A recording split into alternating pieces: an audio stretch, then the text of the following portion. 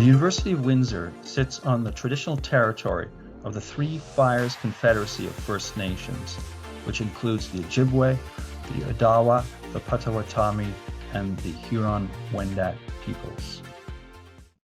Hello and welcome to the University of Windsor Creative Writing Gala celebration this April 9th, 2021, featuring pre-recorded selfie videos students have made themselves reading a briefest sample of their creative writing. These are students enrolled in the undergraduate and graduate creative writing programs in the Department of English.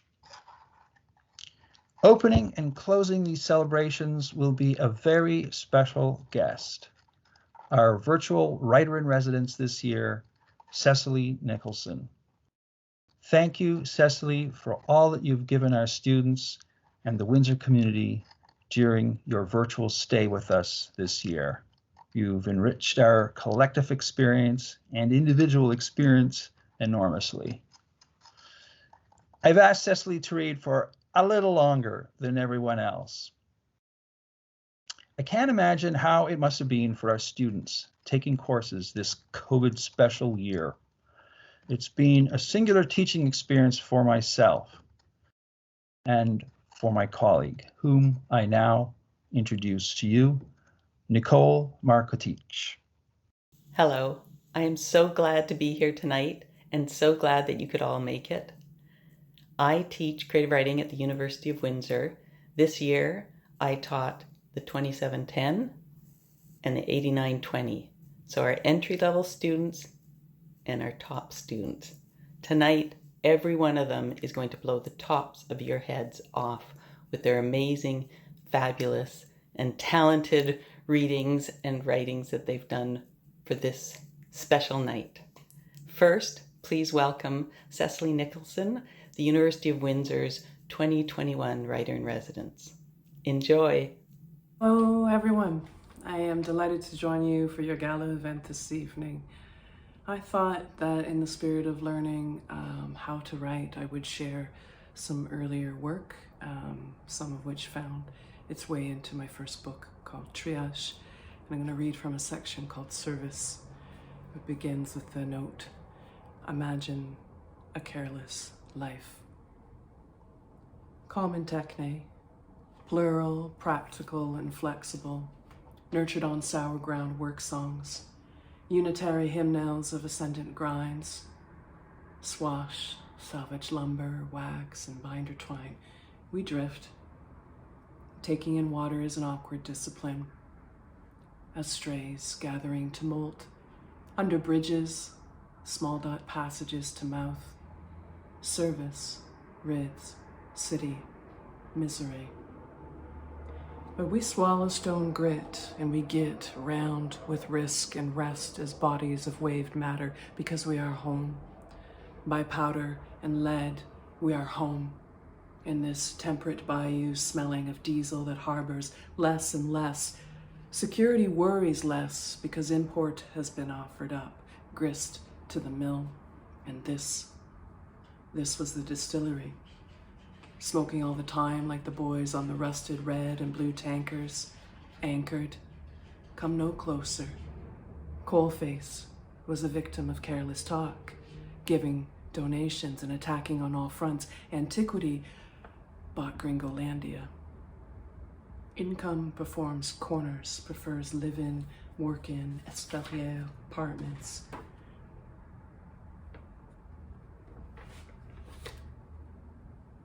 Enforceable order. The uniform purges. The state of starlight tours.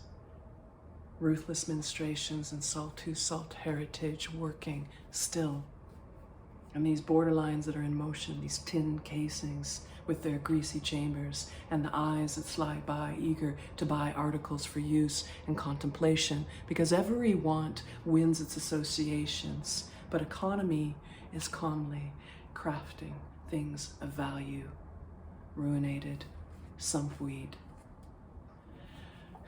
The blood bugs rival the roaches and the pigeons rustle, and meeting after meeting, bit percentages stitch in light industry and residential ground level retail with these commercial activities and these blank, lank, dominant features with their drinking orders. Rented privacy spent in clinics, hold her there. Sake, let's take you to sobriety. What a day. Pain in a thin time. There's no weekend after the last banature of a tree, her cure so far out of proportion, pose it was. License to be used did nothing to make it safe. On the porch step, too soon, nature being explained, policy modules on dotted lines that are ditch, sign here and here. Someday we'll sell our roofs and a legacy of efficiencies. Where medicine grows, children are strong. May the day break. Kind, keeping six, these vagrant years of enclosure. External, mechanical influences. Intensification of throughput, indifference, and who will work for bus tickets, travel-sized toiletries, socks, and cigarettes. Again, an enforceable order. Apothecarial front, sick bag, prospects, orange bag, pop, cap, blot, land, and remake, survival, indigent, burials, the wardly heart,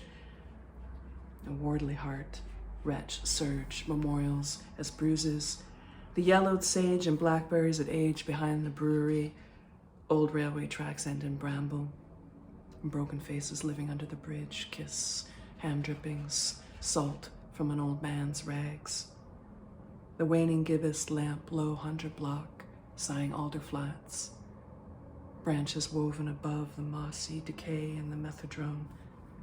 The bushwhacked knotted leaves and their pale undersides expose a certain rain. And this interrogatory hospitality. It was a hard winter. Quick, soft hand negotiations, baton and boot, give us hard hand conducted energy tactics. Layoffs forever. War everywhere. Hometown hands do what they can. In the mean volunteer streets, we need to find cover. May it break again, silken tethers, pleasures, and surety. Feet, blistering failures, keep leaving the ground. Nervous part of the system, our troops. There is no underground for these sore stories high, made for the night. It could be better, it could be worse. As harried passerbys comb quiet Appalachia streets, searching for fresh kills, small-scale tobacco, ship chandlers, pubs, and lager supplies written on walls, mutters the mothers, loves, sharp in the distance, trembling fingers that dig for atoms, are blurs of resistance that are plump and blackened. Thank you. I look forward to hearing everybody's presentations.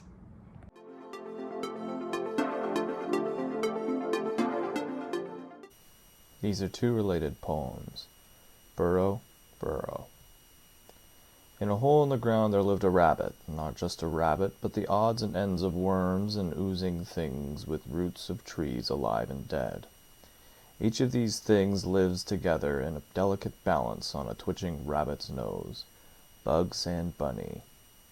The quiet perseverance of the rabbit produces and reproduces in its wake more of itself and its leavings scattered in the forest, changing sunlight into green, chlorophyll into soil, over and over again.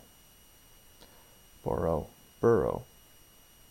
In a hole in a wall there lived an artist, not just an artist, but a pair of rabbits too, amongst the rebar and concrete and the wood of trees long dead with lustre preserved by varathane. Each of these things reliant on the artist and his ability to produce, as a plant does, by taking in the light of life and transmuting it into energy.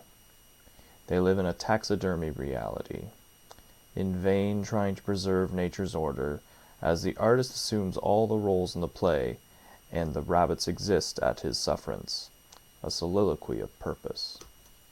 Poem is called Dinner Date with a Friend. I used to attack my demons, but now I take my demon out for dinner. pick her brain, ask her why she always comes back. She met me at Boston Pizza. I stare her down over a plate of spaghetti that I can't eat. She bites each noodle in half and saves the rest for me, says I'm looking kinda gawky and could use some carbs. I scoff because she's my mirror image, only with straighter teeth and skin that gleams in the 5 p.m. window glow. We split the bill.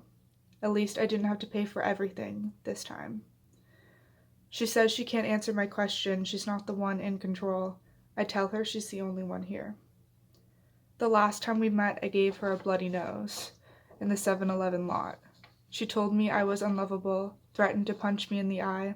I knew she wouldn't, and kicked her in the chest. A size 9 boot print in the place where her heart should be. She squished my Kit Kat into the concrete, told me this is why I'm all alone. This time I take her hand over the dirty napkins and have noodles. I thank her for being here.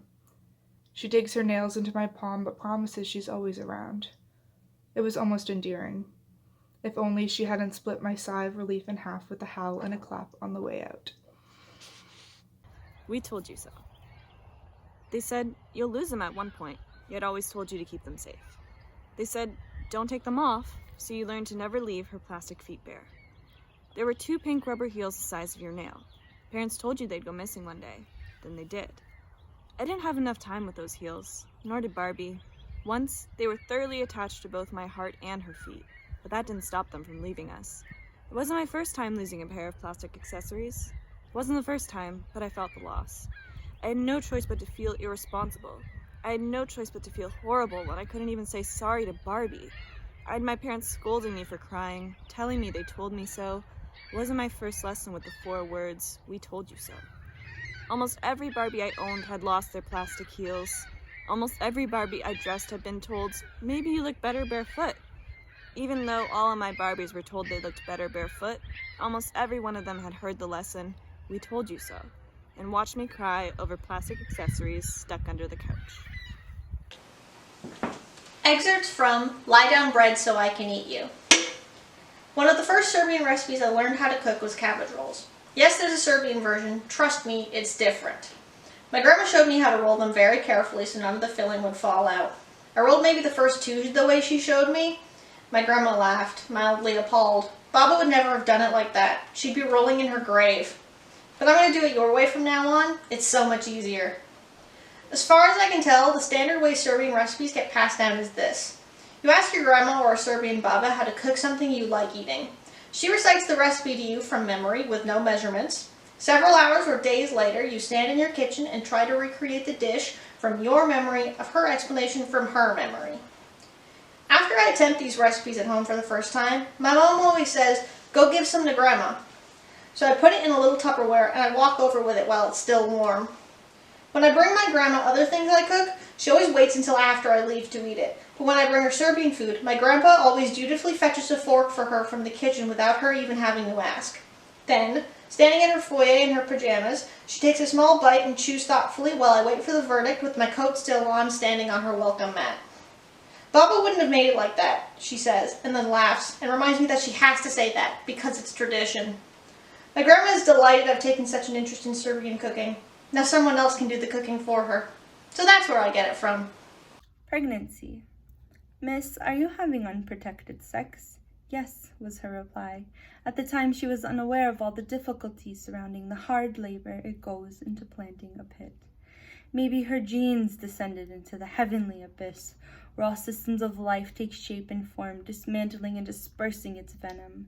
Her mother had 11 miscarriages, not to include the other stillborn that left its mark on the very more of the family. His name was Leo, and like the lion, resilient, had a head full of thick black hair, caused her mom months of severe heartburn. He was built to rescue the family name and conquer over stems of rage, jealousy, sorrow, and pain, until the cord was too tight, strangled the hearts of the kinfolk and neck of the joyous little boy. Why did God forsaken her? 2 years gone by, and her mother's heart continued to deteriorate. Faith was lost until faith was placed in a pit. A preternatural child was born, so as the story goes, she grew up to hold her brother's throne until another and another came along. They are living strong, and her mother's story has inspired many, and to her, the one that is having a hard time carrying blames it on the genes.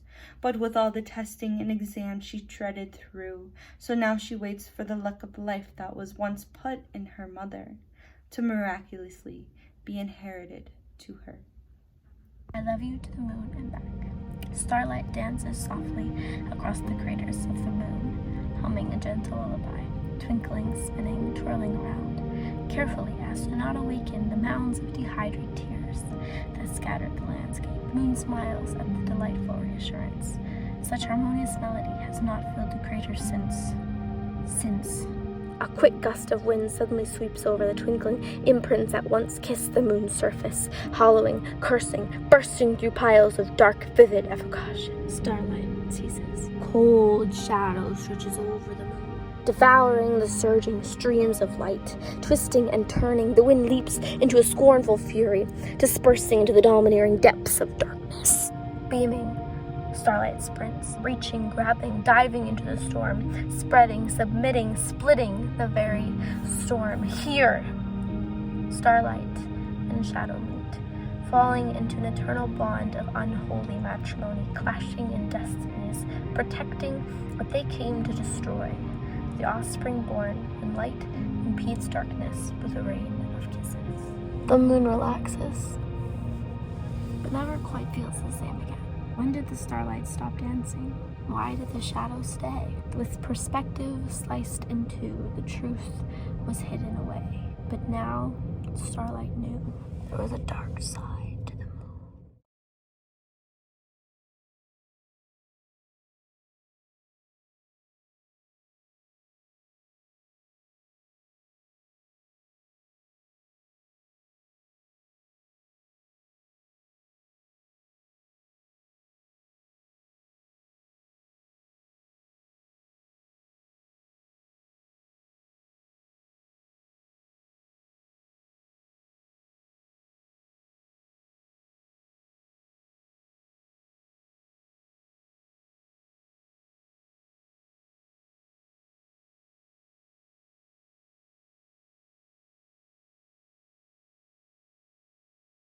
The ooze. Curdling along the flares of spilt milk powder, the squirrely copper tone aluminum breathed. Pollock canvas, newspaper seals evaporate into four flames formation, elucidating perfect lines cast along 90 degrees of sight separation.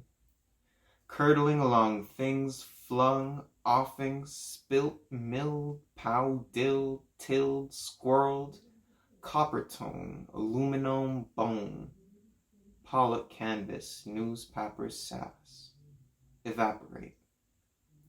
Innate fate, folate formation, elucidation, perfect lect, checked, erect, neglect degrees of fleas, seas, see Paris.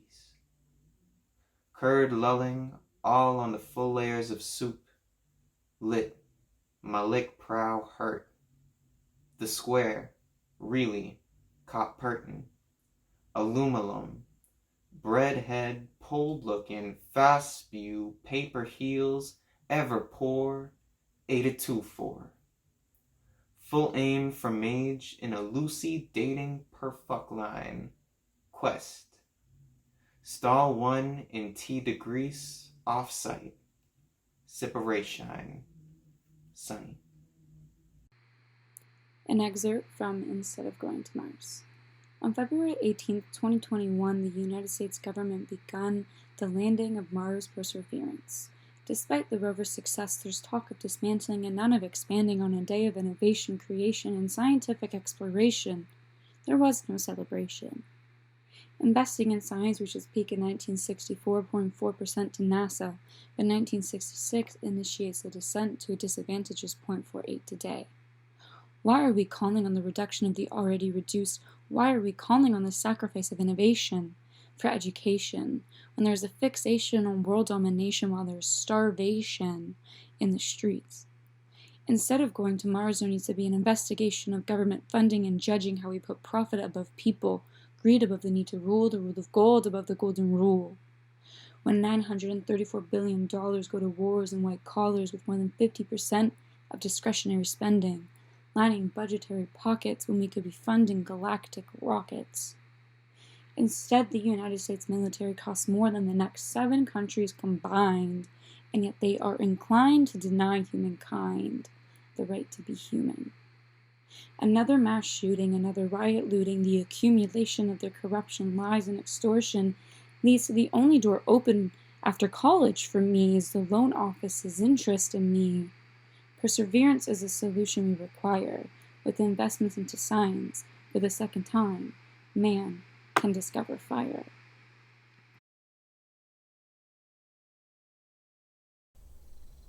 The waves are crashing against my chest and my stomach. The water is warm yet cool. I am more alive than ever before, yet I'm at peace.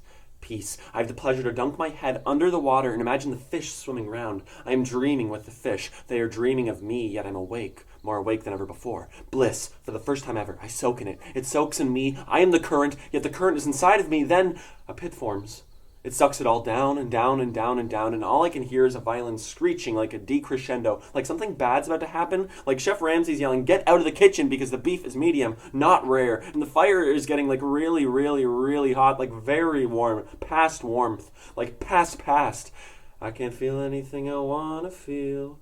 Carbohydrates sucking the hydration out. Salty, tears dripping down the IV needle into the vein of an uncle of a man whose voice I couldn't understand because he didn't speak my language and I did not speak his. A woman who is not my mother nor my aunt nor has any relation to me, but that she loves someone that loves me. I thought I loved them, she thought I loved her, and now she owns me, or she thinks she does, but I don't let her. Purge and release, vomit and cleanse, barf and breathe, yak and piss, regurgitate and baptize. I am a coagulated lump of ferrous materials, yet I can still be reborn. When will I wake up and see that I'm out of the dream? I haven't woken up in 18 months at least, not since the hospital and those men and the vomit and the blood and the ocean, endless ocean, peerless nights, seerless stars, and a crescendo so booming, so loud, so cacophonous that I cannot hear it. Endless chaos, endless night, endless. This piece is called the Claude Clutternay effect. He opened the door. Helen ran to him. "War, you won't have my husband anymore," the words she giggled between kisses. Her hair smelled like November, blushing to meet the embrace of her betrothed, stoic winter. "Crazy to hear a dame's voice outside a radio," he said. Words cheap enough to be spit through a printing press. A fat lie, existing only to smother the things he'd seen. Cream, pine cones, and flowers he tasted from the kisses on Helen's neck as he removed her attire. Teddy Fonzarelli, armored specialist and regimental jokesmith, cooking in his Greyhound, the smell of his flesh mixing with the burning rubber of its tires. And his penis remained soft. "We'll try tomorrow," Helen said. "Bury those salt drops women call tears into that pillowcase." Soon he remembered the French women, and a shameful rush of blood made its way to his stem.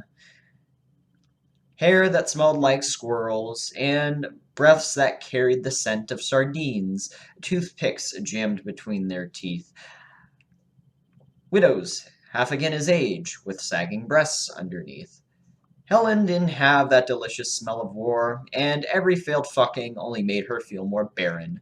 It wasn't for lack of fertility. There were children, though that took some time. But never again did he feel that animalistic rush of taking her. The world of war was the soldiers to take, and the desk officers didn't ask that they justify. This is an excerpt from Crescendo. "Let's go," I say, wiping the tears from my cheek with the back of my sleeve. I'm ready. Within half an hour, we're parked 3 blocks away, under the shadow of some financial office I've never been to before, though it's only a 5-minute drive from my house. Micah seems to be amping himself up, brandishing a pair of faux aviators and lightly tapping the steering wheel in nervous apprehension.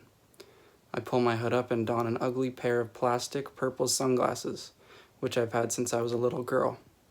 The time is 7:55 p.m. The streets are nearly barren on this Thursday evening. December flurries pirouette in the strong, salient winter wind. After a few minutes, we exit the car, pulling up our surgical masks. A thin layer of snow grinds against the soles of my boots as I pivot to peer along the roof of the car at Micah. He is entirely focused on our mission. Unrelenting wind snakes its way through the layers of my pitiful disguise and sends chills down my spine. We're gonna get you that clarinet, he assures me, walking over and hugging me as if for the final time. When we detach, I look up into my own reflection in his aviators. I'm so small and misshapen. Remember, we do what we came to. We get the money and go. That's it. We go in when there's no one gassing up. Got it? Kara. Fizzy bubbles of liquid sugar, engulfed and drunken, whilst clear, concise, stinging notes flay about suffocating clouds of marijuana. Records zip and fly and land. Dancers sway gurgly hips around jagged-legged coffee tables. Kara, laying against Jude, rocks softly back and forth. Darkness follows night like the end of a cigarette butt. Jude realizes the sweet honey scent of Kara still resides tumbled in the duvet. Long midnight hair peeks through the covers, shifts in pillows, sends a grasping arm to the other. A slight moan escapes the slender sleeper. Warmness of light stains windows of the kitchen. Dark, rich liquid drips inside the glassware of makers. The porcelain mug accepts the offering. Jude waits with the gift expectantly near the bundle of sheets while the new emotions rush over. What else can a fresh cup of coffee in the morning imply besides Kara? Excerpt from Milestone Slumbers. Crawl, chew, fumble toys. Scream, cry, hi ma. Scale the crib walls and rattle the door when they leave. Saw-covered marble floors slide to tumble into the wooden closet on the other side. A ripple of laughter echoes, rippling through sleeping bags and echoing through the night. Reverberating ground beneath a bouncing knee. A tickle flinch, an accidental elbow jab, and footsies under the table. A playful shove onto the bed with interlaced fingers, legs, and giggles. Piled cereal in fridge and milk puddle on table. The U2s to the waiter's good meal and the ticket tender's good movie. Furrow under the blankets and let out a frustrated scream. Bloodshot Oculus running races on the screen, coached by the analog face. Heavy eyes roll onto a chipping ceiling as the dusty head sinks lower onto the pillow. Frequent pauses in application and moving and forgetting and floor. Slouching in the waiting room. Blank stares in the nightstand, counting the minutes before the cycle repeats. Excerpt from One True Pairing. Click. A single turn of the knob and the sound had awoken anything she had feared. An icy grip around her neck with a pain that lingered in her lifeless knees to take a step. She gently placed one hand on the door and another on a stainless steel knife in her pocket. The breath she took was shallow and cloying with edges that haunted her voice. Taking in that moment before the soul of storms took its apex. She pushed. Dust fell off the door like rain, clearing for a dramatic entrance. For her. She took a gloomy stance in the back left corner of the room. No windows, only cracks in the foundations where anything could hide, and did. The white luminescence reflection reminded her of a pale light that comes in your eyes before the spectrum. A woman that took many shapes with the smelt of black fire. Her feet dragged as she walked closer to her, grinding on the floorboards. The girl's heartbeat began getting faster with each moment of the figure's approach. One step, another ping on the monitor. A single blink of her watery eyes, and there she stood, so close to an undying corruption. She was faced with a creature of dark beauty. Eyes found eyes, and with a single stroke she dug the knife into the broken woman's chest. Silence. No lost steps or movement. A grim laugh broke from the dark master's face and grew until the whole room echoed with an uneasy cackle. What seemed like minutes was only seconds as she reached for the knife that was embedded into her chest. With a simple tug, the knife gave way. A curse boiled secretion in droplets, sliding from her chest, then relating to perfection. She held the blade between her fingers and smiled. Was that supposed to hurt? The warmth. Sheltered inside, anxiety stems from the pandemic. Piercing chills of winter persist as I imagine the warmth from some time ago, remembering occasions of genuine joy, surrounded by others with mutual enthusiasm. In that moment, the sun emerges, offering its glow to caress you and I. Notice the birds returning, the freeze fading, the days growing longer again. Go outside, Be a part of nature's grace. Connect yourself with the earth. Remain strong. Excuse yourself for feeling discouraged, and know you are not alone.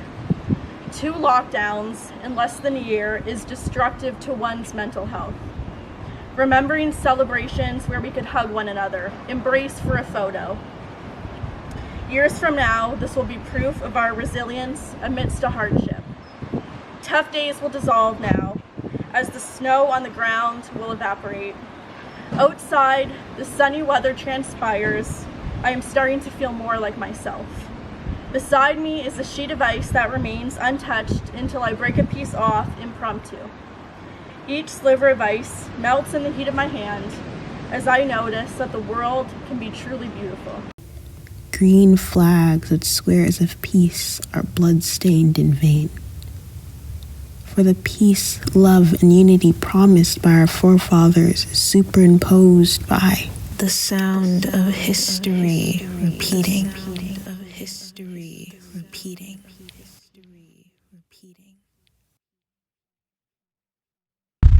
That is the thing I'm trying to teach my children, that you have to learn from the mistakes of the past. Because this country will not, it will not. I tell you, the thing about Nigeria, the difference between Nigeria and other places, if you commit a crime in Nigeria, you go to office. All the politicians are corrupt. It is a systemic problem.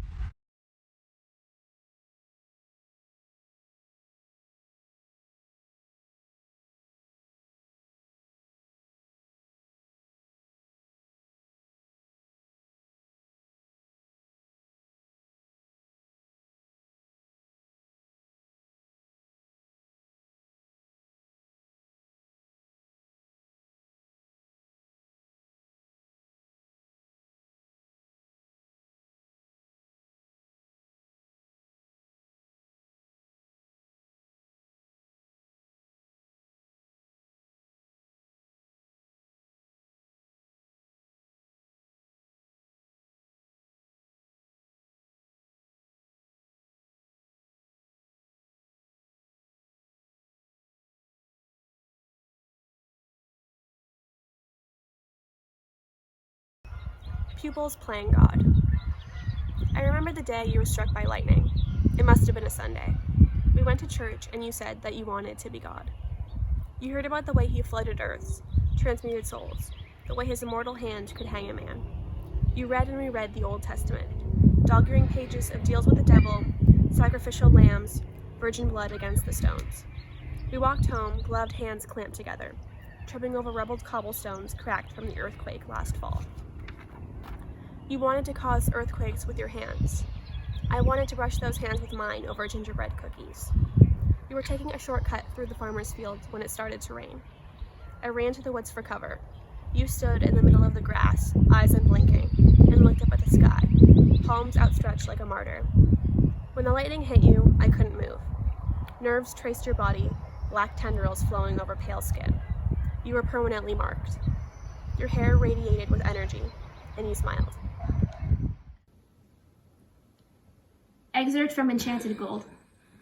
There was a sudden ringing swimming through Jack's ears. It did not resemble the horrible screeches of every other living creature residing in the horrid forest.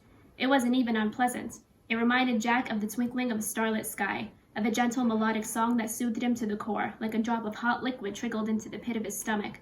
More also, it sounded familiar, so wonderfully familiar. Jack untangled his fingers from his hair and wheeled himself around, directing himself to the source of the ringing. It was no longer pitch dark like it had been prior to his flee. The smallest ball of light unveiled itself from the earth, rising in the midst of the trees, some feet away from where Jack stood.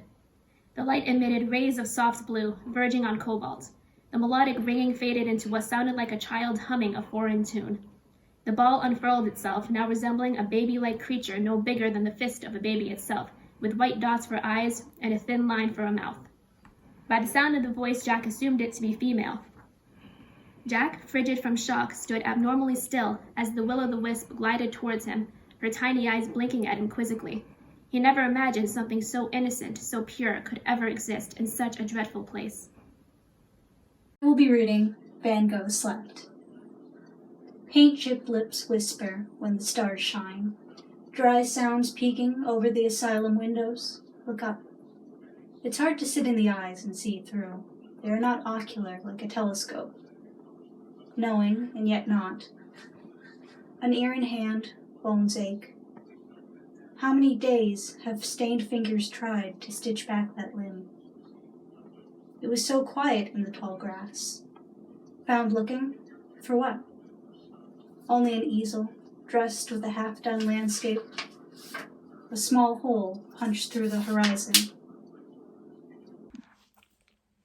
Hello, this is my poem, Do You Know?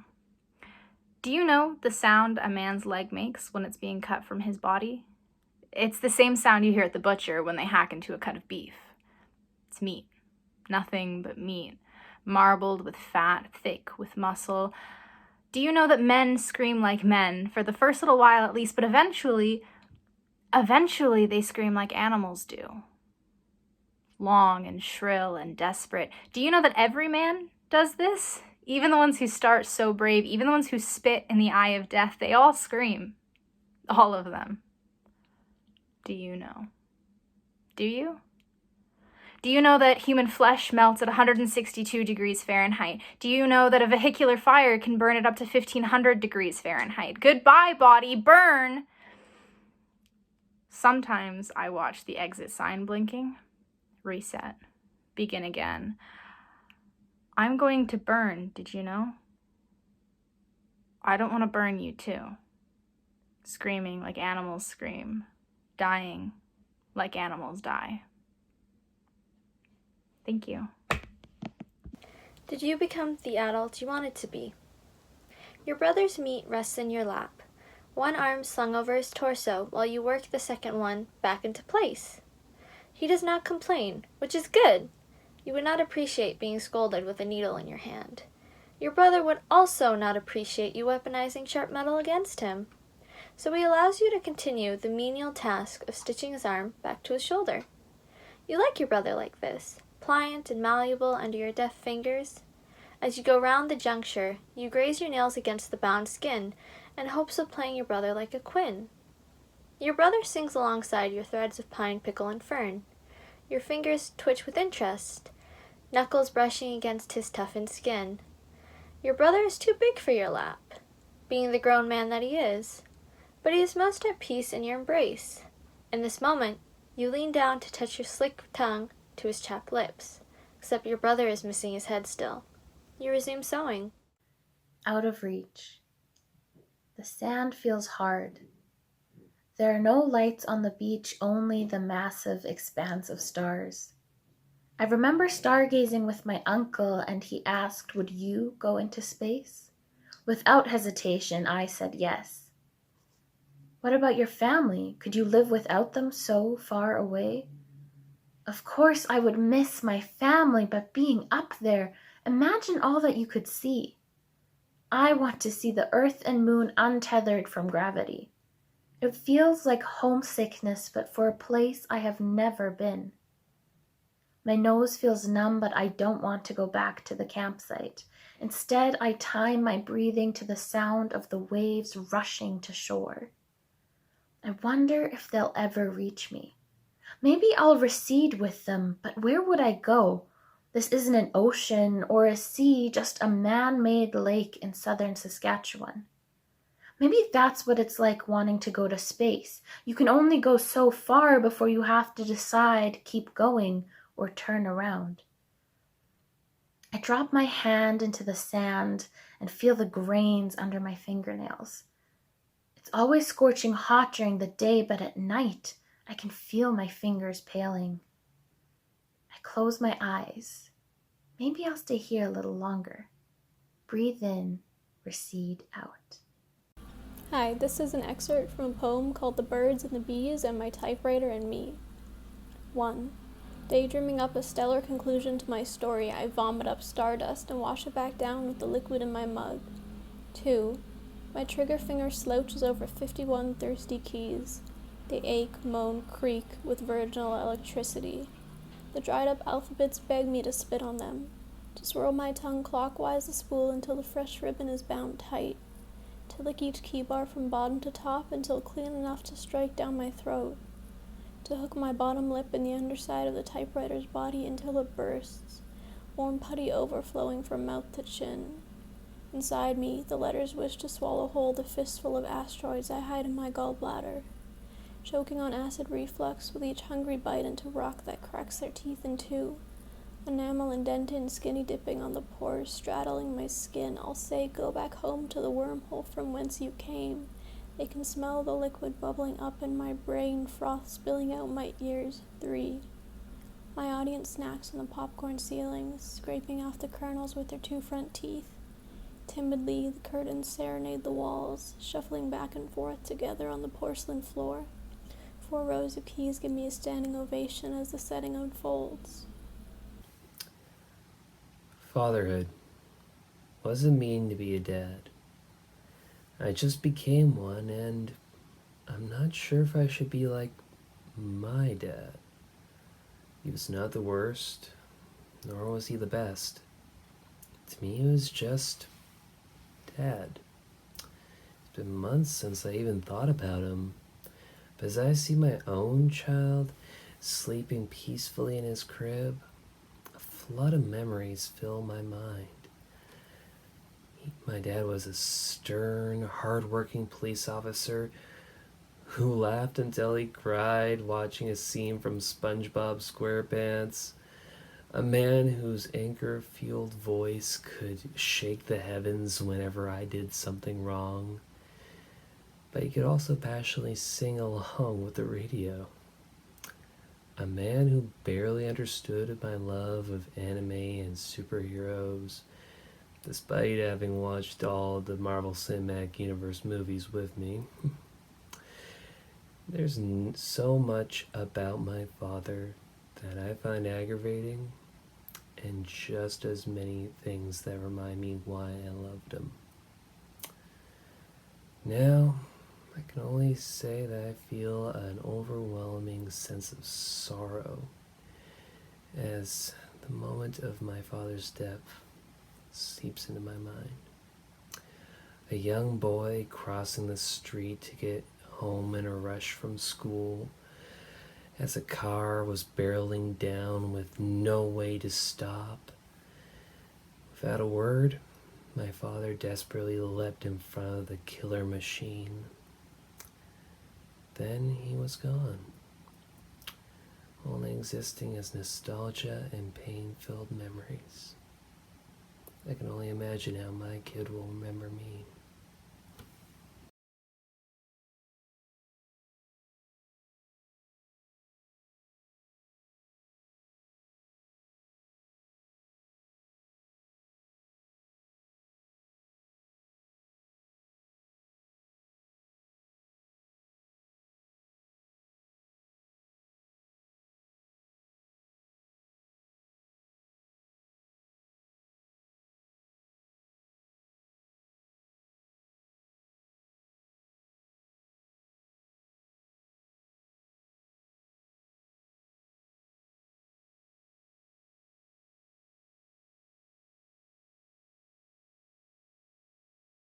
It's not Superman.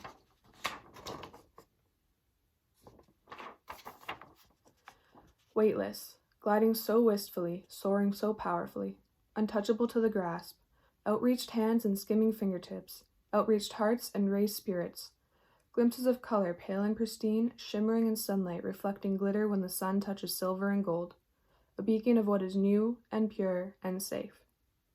He asks you if you'd like to sit and stay a while with him. Where are you headed? There's nothing around here. He asks why you continue to gaze and why you won't meet his eye. Come with me. I'll help you find your friends. I know where they are.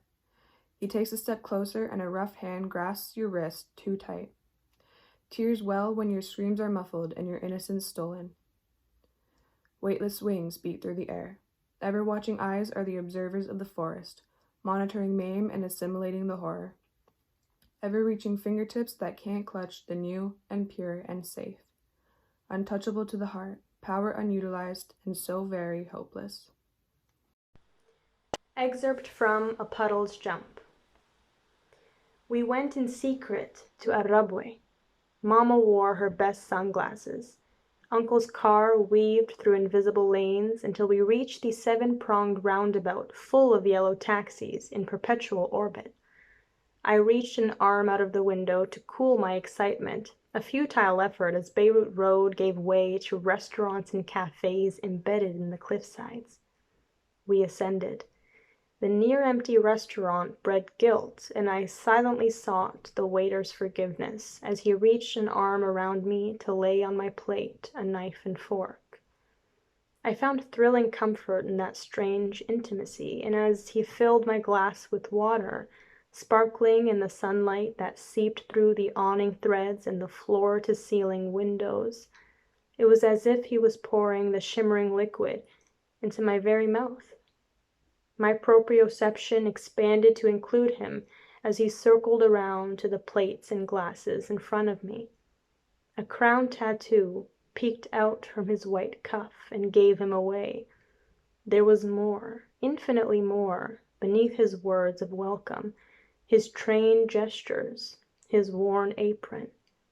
He knew that I knew so, piercing me with blue eyes, and I felt he could see the burning sun in my chest. This is an excerpt from my children's story, Nana is a Cat. Call me Animal Crackers, but I think my Nana is a cat. No, she doesn't look like a cat. Nana has soft wrinkles, white as a cloud hair, and glasses with the line going right through the middle of the lenses. Not cattish at all. What I really mean is she acts like a cat. Human on the outside, but 100% Miss Whiskers on the inside. How can I be sure? Simple, I'm observant. That means lots of times I notice things grown-ups don't. And let me tell you, with my grandmother, there's plenty. For instance, Nana doesn't watch television, ever, not even game shows. Instead, she stares out her front window looking at people bustle by for hours. Kind of like a cat, right? What's more, Nana always gets stuck in high places. Sure, her yard is filled with fruit trees that she climbs to pick. But lots of times my dad has to call the fire department to help get her down. Rescued from trees by firefighters? Typical cat antics, I say. We even call her Nana Cat. Okay, her name's really Catherine, and her cat begins with a K, not a C. But still kind of fluky, wouldn't you agree? Hey, John, long time no. Yeah, right back at Bob. How's the little... Well, as luck would have, I'm at my wits. The long and short of, when all is said and the old ball end is bored to. Been working for so long. So time to stop and smell them, especially when we want to save them.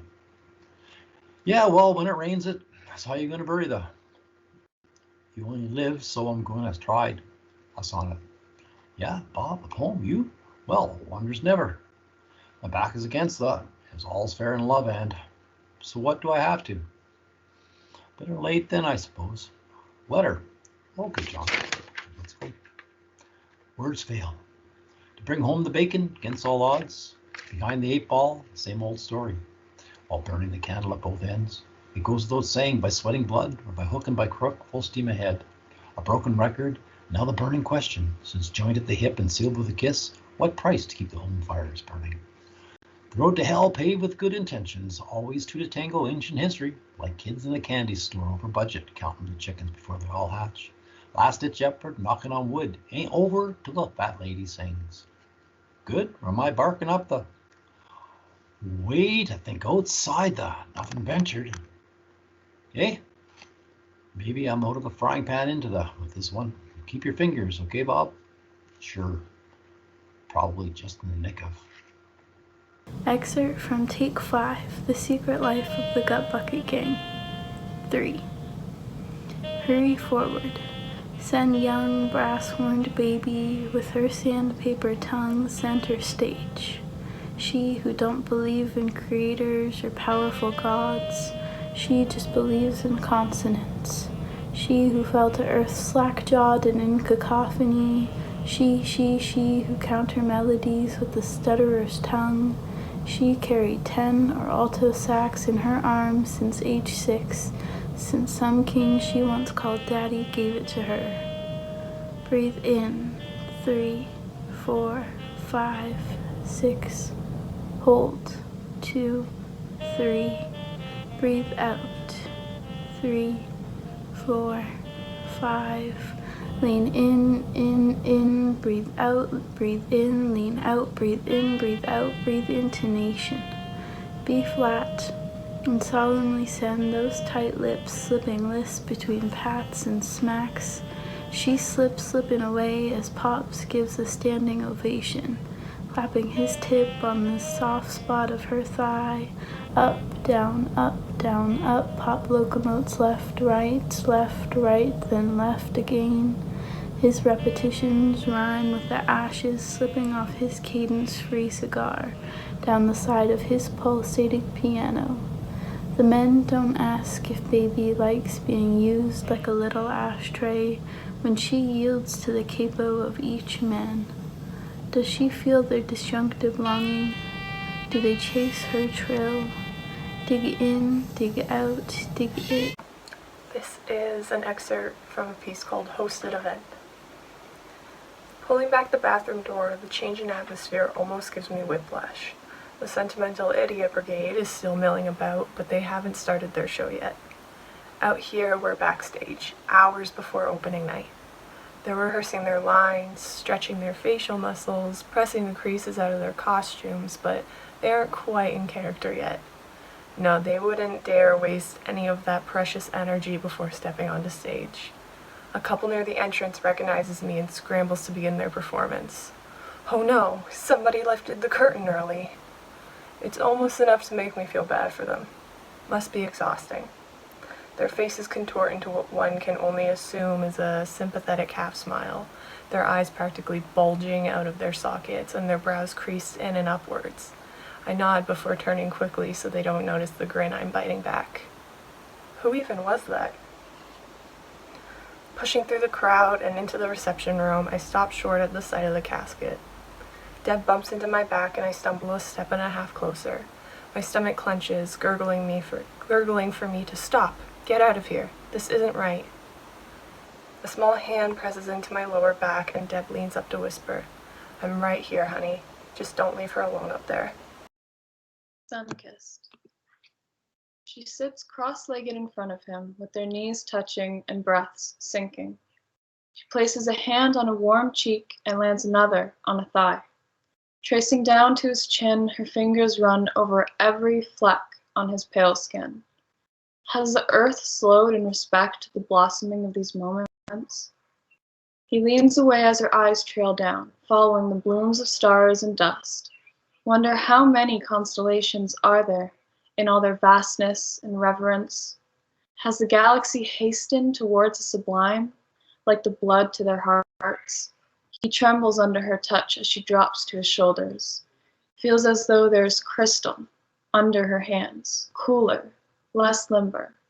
The trails of bronze and amber comets do not stop until right above his elbows. There are clear skies before the storm that has swallowed his lower arms. She orbits him, facing his arched back, admiring concave secrets. Jupiter and Neptune are vapid in their comparisons to the beauty of his great spots. She stretches her arms around his chest, and he leans carefully back into her. She knew his core must be made of pure light and ethereal love, emanating outwards. He tilts his head up to hers, and his eyes speak sweet intention. She leans in, and his lips are soft and spotted too. Stuck in magnetic embrace, a smile slips away. She knows the sun kissed him first. This is an excerpt from my short story, Bureaucratic Incompetence. Above skyscrapers and migrating geese, past feather-white clouds and the flight paths of planes, an alarm echoed through the halls of heaven. A gray hand reached from under snow-white sheets, fingers scrabbled across a porcelain nightstand, knocking a stack of unread books to the floor before silencing the phone and dragging it under the covers. Beneath the blankets, the mattress embraced the man, coaxing him to snuggle cat-like back to sleep. For a few moments, the man's thoughts and dreams bled away, soaking into the mattress like night sweat. If he had thought, the man would have decided that this was paradise. Then the backup alarm started, blaring the ooga of an old car horn from the depths of the bed. Shit stain, the man swore. Fingers and legs scrambled through the tangled sheets for the phone.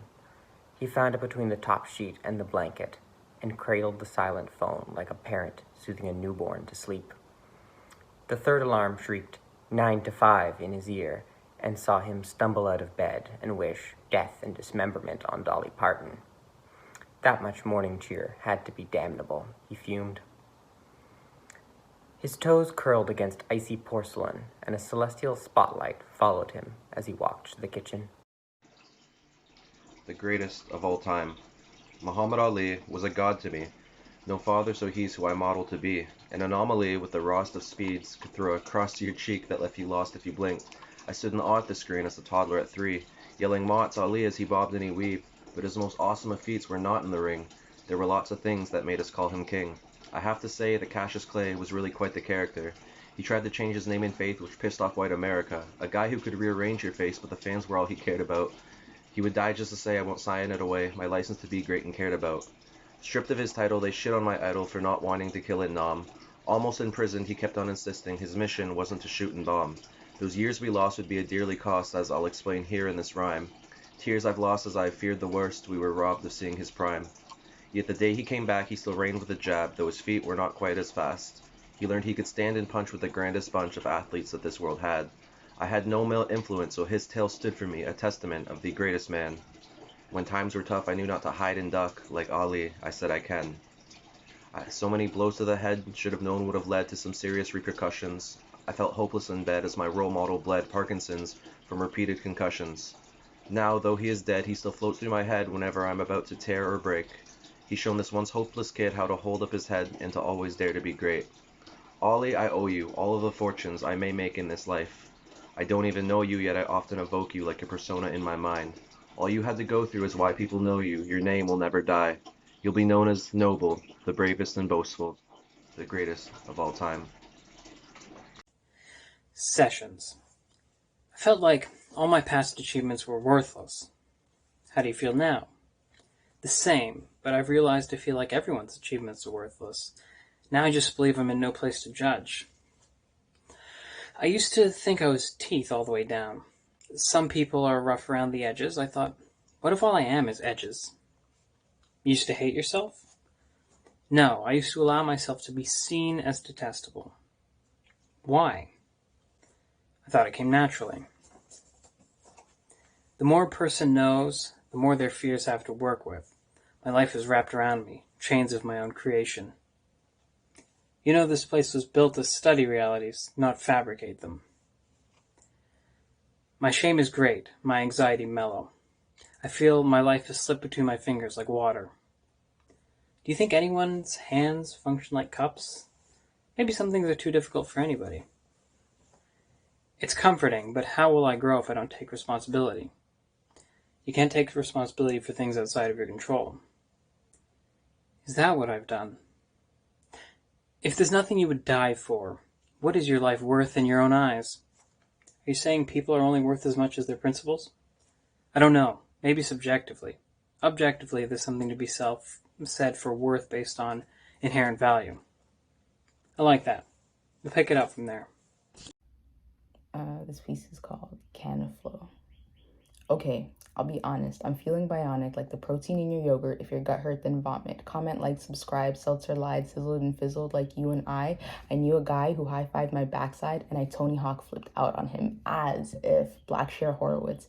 And I wish Ritz would, no Carlton. Quasi-confused, amused until the art did not sell like souls. Goals grabbed me by the gallbladder. I grew sadder like the last year. Checked out by your favorite cashier. In my bag, I'm fast food fries, forgotten like sauce on side. Keep off the grass, pesticide. Made a bed of lies to lay in, only hot inside the box. Instagram playpen, I can pretend, just need the pretense, influence the pretense. See what I mean? No Jojo, come back to me. Yo, yo, yo. This the end? Oh no.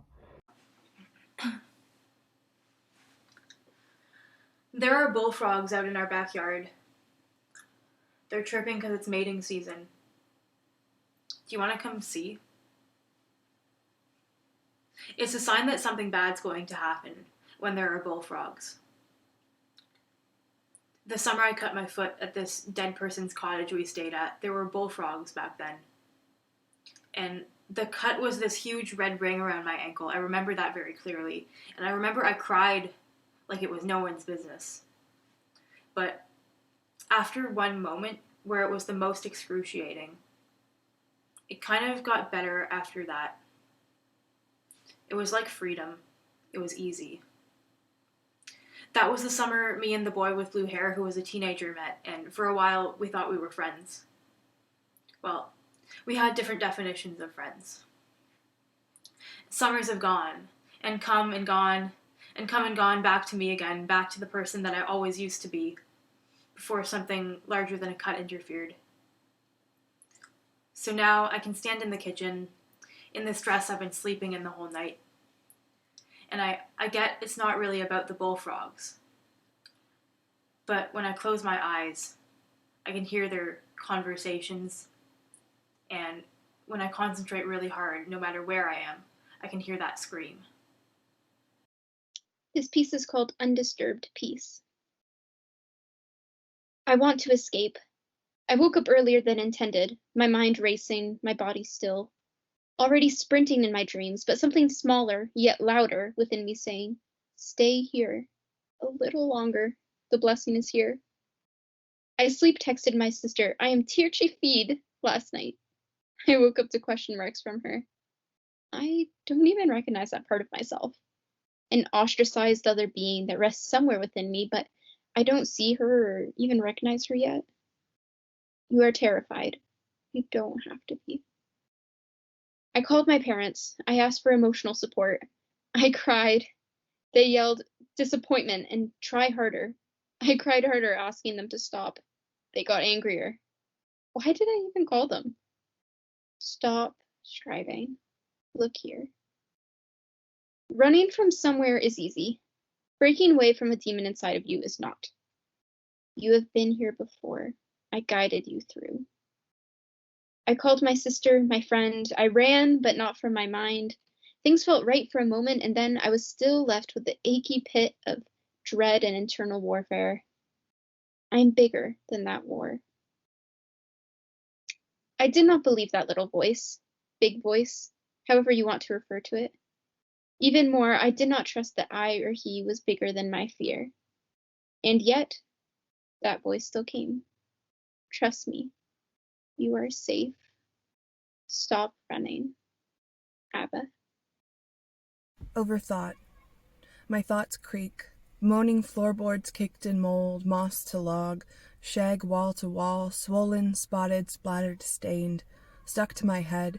Gum through curls, you flinch for shears. It won't grow back, it won't grow back, it won't grow back, I won't grow back. So I let it stretch and spread, an ink blot mushroomed, moistened pulp, layered loops, deconstructed trunk rings, an empty mug next to splatter. Feigned shock, fingers at my gum-filled hair, groomed show dogs bred to shine. I'm a propagated mishap. Ugly pride, a frigid bird's chest, the solace of tortured art, Virginia's tread to ouse. The floorboards creak. I am Tantalus. The crowbar just out of reach. Thank you.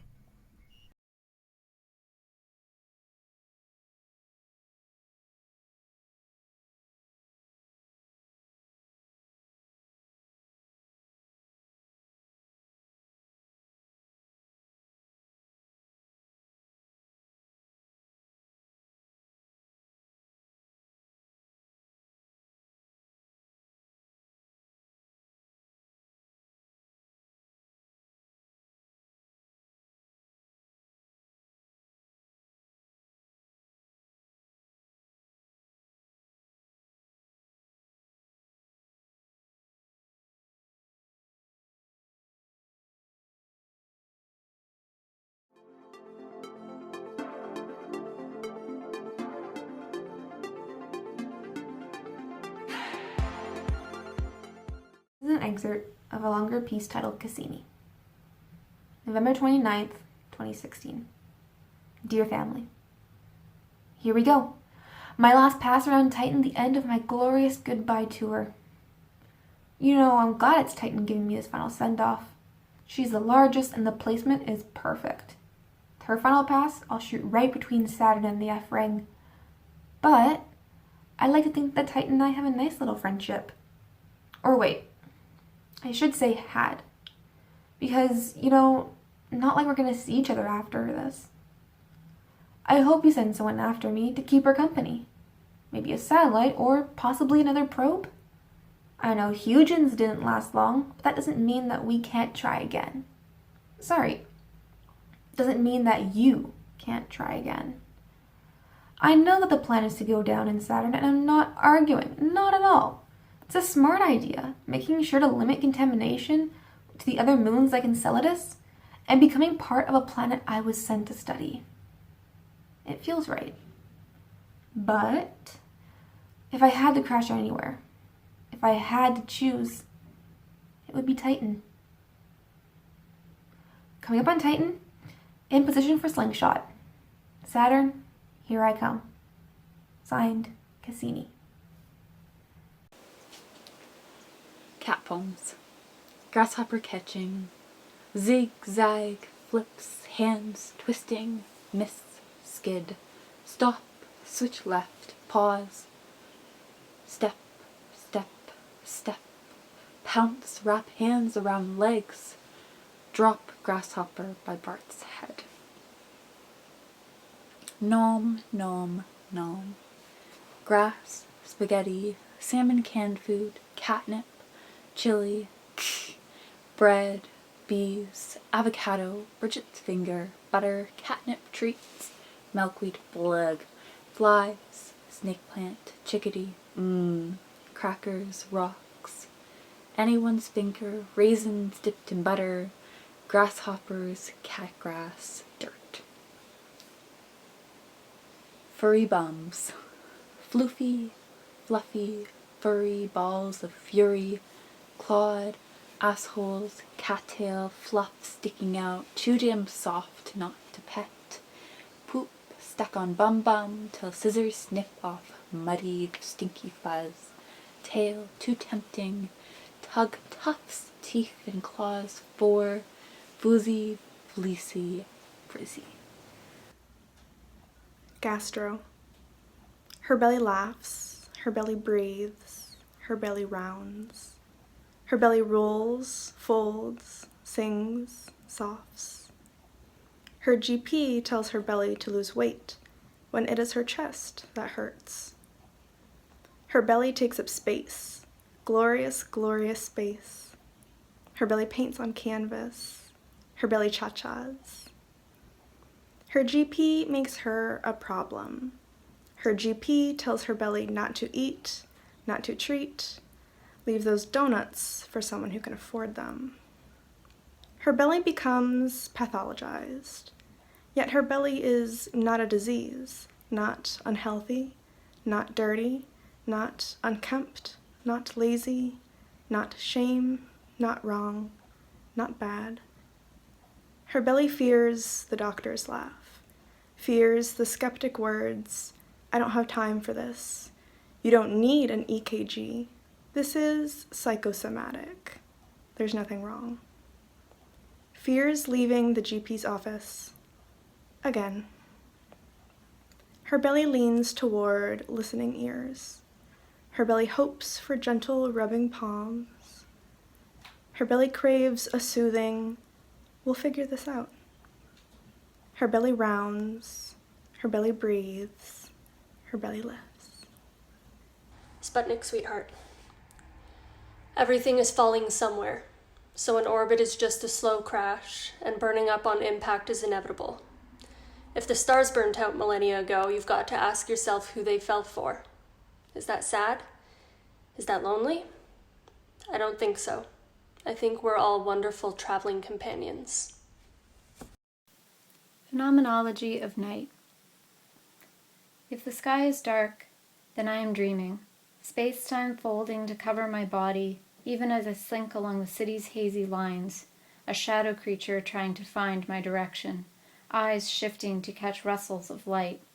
For though I feel better than dead at this hour, I know that I am not, and if someone wished to make of me an exquisite corpse, I could call out, but the non-deviant sleepers would not hear, would only wake to untraceable dread. Careful crypsis is the closest I can get to solus ipse, so I ply it all the way until I stand at the foot of your apartment where, with daylight's tacit imperatives of conscience gone, we could say a fait de soir, take each other in hand as if we were strangers, the home world inconsequential until the morning which lies far enough that it may never come, and it makes sense to risk whatever lives are possible hereafter for the seeming infinity of night. Amazing. Wonderful. I know that present self has not yet heard all of the presentations for this evening, but I am fairly confident that my future self really enjoyed it. I have had such a great time talking with you all about writing this last stretch, and I'm pleased to be able to share one more poem. I thought I would share an example of a work from a chapbook. A lot of us in our sessions chatted a little bit about the beauty of projects like this, zines, chapbooks, poetry commissions or whatever, but kind of propel us towards something, sort of the pre-book or compiled together, kind of make a book, whether it's somebody working with you or something that you've made with your own hands. I value them so much. This piece, Dredge's Plume, was formed in collaboration with the Nanaimo Art Gallery, and it's a study of the estuary where the gallery is located in proximity to. It's a fairly even-paced sort of set of works. I won't be able to share all of the poems, but here's a few. Generations. The tidal mouth tilting flumes where tides meet streams, these semi-enclosed bodies, prism expressive limits of tidal influence. To be free.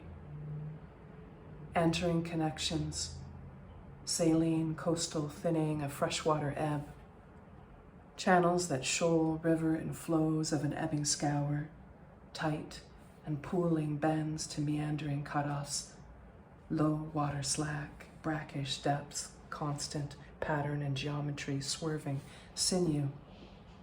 Water inland seeps the fill, ebb of lush leaned over riparian, leaned over intertidal flows, arching trees, over homing rivers, home half finished, weakly gripping, still homed. Seed, seeds in boots, and bugs in packing crates.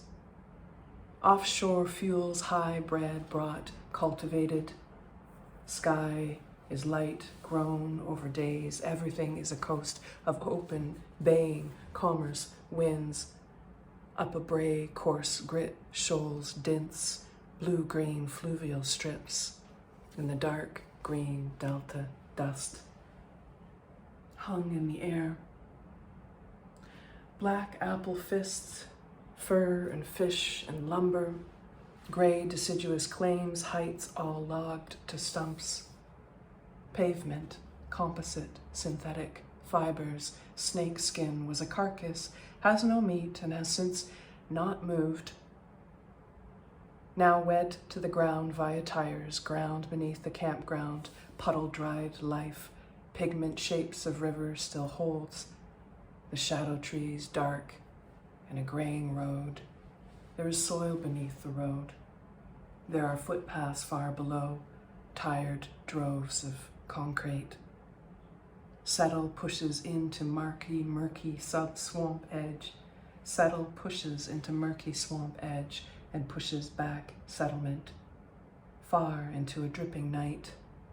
Bites of a million tiny hums, humid wind drying, whips the advances, backs settling into the cove, edges of woods and blossoms, the papery petals crepe in the water terrain. And the berry ovum leaves signal immersing, nourishing, flutter of crinoline. The light thorns hardly are impasse. Conclave, scoops, blue, ponded, hard to boat or hike you would fly.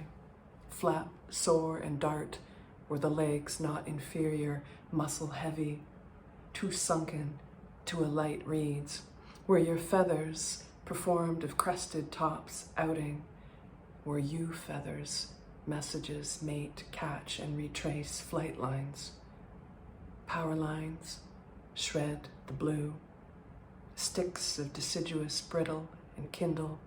The brush drips clear surface and Nootka-scented smooth ripples over reeds, slicing the hardly legible surface.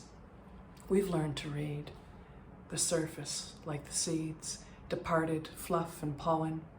Husks, phantom wings, flighten up and fly away, wet and fallen to soil in a success of propagation. Rest and wetted, loose, trailing roots dangle and venture, seed to traject, contrails and clouds, intent in their currents. And everywhere, blackbirds signal, struggle in surges and dips, perched and investigative. Human importance so slow, unpracticed, could not catch this persistence. Swaying and branches form a scrub dance against the sky, for all of us can see. Being is a sort of wonder. Pond shimmer, the hover grass, the hunter ditch diver. What of your days is this? What was a day like, just like this? Ground blue swamp of green, pinks, a galling sky, wide, horizon wide. How to span a place, petals clung to a boot, purpose. Thank you so much for holding space. I wish you a lovely evening, and I look forward to a chance to cross paths with you all in real life. But until then, take care. Thank you so much, Cecily, for opening and closing the show. Thank you for pulling together those videos. I'm beginning to realize how much work it is to make a selfie video. So in addition, I want to thank every student who went to the trouble of pulling together a video so that they could be part of this gala celebration. I'm trying to do one right now. I'm looking at myself, a mirror image of myself in my cell phone, holding it up with my one hand, trying to imagine an audience beyond my mirror image. Very difficult to do. I don't usually talk to myself in the mirror. So extraordinary effort here. This is an archive to remember, this digital event. It should be available unlisted, but available to link to and copy to friends and family for some while yet. Thank you to Joanna Baluyot and Peter Friel, who produced this digital event and did such a fine job guiding me through the minutiae of technical details in this unfamiliar digital environment. And also I want to thank Joanna Luft, head of English department, for always supporting the creative writing programs. Thank you too to Marcello Guarini, Dean of FAS, for supporting tirelessly, financially, the Writer in Residence program. You know, the readings tonight, they were so close. They were so smooth. It was as if I got a shave. So thank you all for watching, for being part of this show. Those who are interested in future creative writing courses at the University of Windsor, please check out information online at the department website. We'll be having an information session on how to apply, and look out for courses that are available to you starting next fall. Thank you once again. Bye for now.